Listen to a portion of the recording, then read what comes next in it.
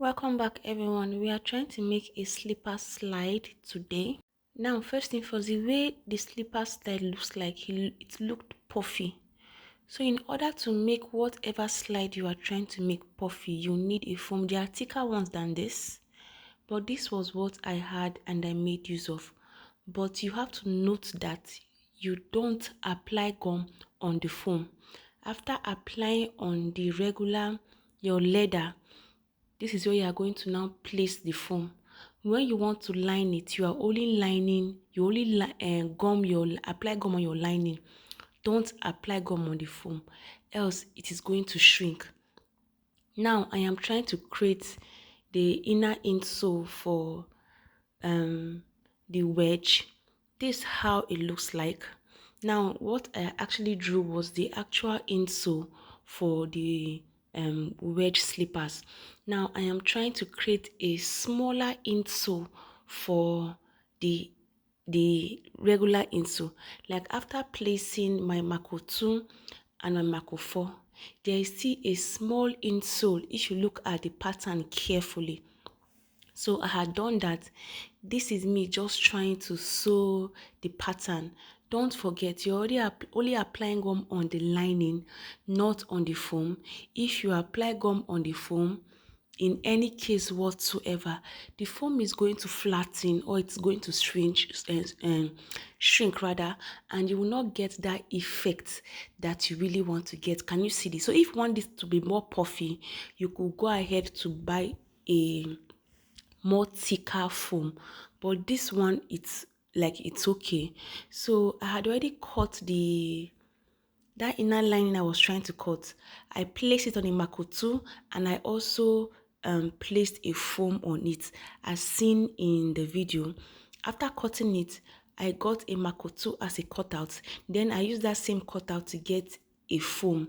But note, I did not apply gum on that foam so that I'll get the puffy effect. Because if I just place a Mako 2 on this insole, the lines are going to show, but it will not be neat.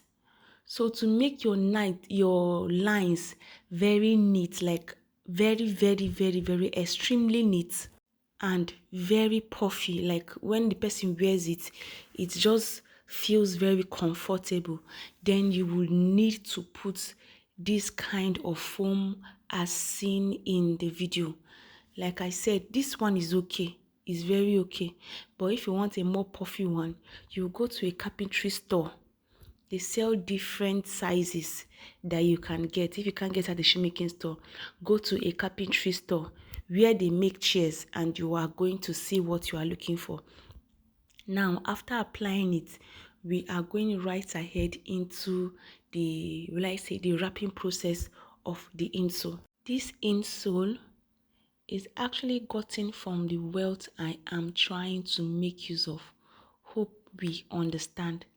Yes, so I cut it out, I applied gum, and this is me trying to just fold it into the fiber. Now, why it is looking like this is because I initially made this wedge rather, for a customer, and it was too tight for her. It was extremely tight, and what I made then was actually a covered wedge, but it was extremely tight for her.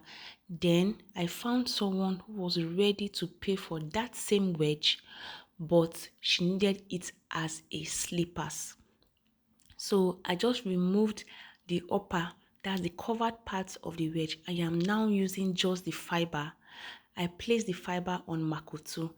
That is why the insole of the wedge is looking messy like this. But that is not a problem. When we file the wrapped area, we apply our gum and place it on the wedge, it would not show. So this is the effect I am trying to explain to you guys. I am using a strong fiance just to get the durability of what we had already, we had already done in the middle. And see it guys, it is looking very fine. You can go for a Mako 2, but Mako 2 will not look neat. Neat like unlike when you put your foam. That's just the trick. Even for those who love to make block heels, like for those who love to make block heels, try this method and you are going to love it. When you put your mark 2, don't forget to add a lighter foam. The foam has a way of giving it a more refined kind of look instead of just the regular Mako 2. It makes it look more refined. Can you see? So yeah, this is it. If you have any question, guys, you will let me know in the comment section, and if I have the time, I am going to make a video for you, trust me. So this is us just trying to wrap the insole for the accuracy of what we are trying to achieve. When you are done, you just place it on your wedge to just make sure that your wrapping process and everything is actually accurate for what you are trying to do. So I still went right ahead into using my scissors. If you don't want to use your scissors, you can use your gum brush, the edge of your gum brush, to just get a perfect shape. Can you see? This is making us get a perfect shape of what we want to do, of what we are trying to achieve. Can you see this? So we just went right ahead into the lasting process of our slipper slide. I can't remember if I have created I've done pattern making on this slipper slide, but you can go to my videos and check. But if you want a pattern on this, please let me know in the comment section also. But this is the process and we are done with the process, and this is the aftermath of the slide. See how beautiful it is, guys. I love it more now than the process. There are some footwear you will love the process more than the aftermath, but this one I love it more now. Thanks for watching. See you in my next one. Bye.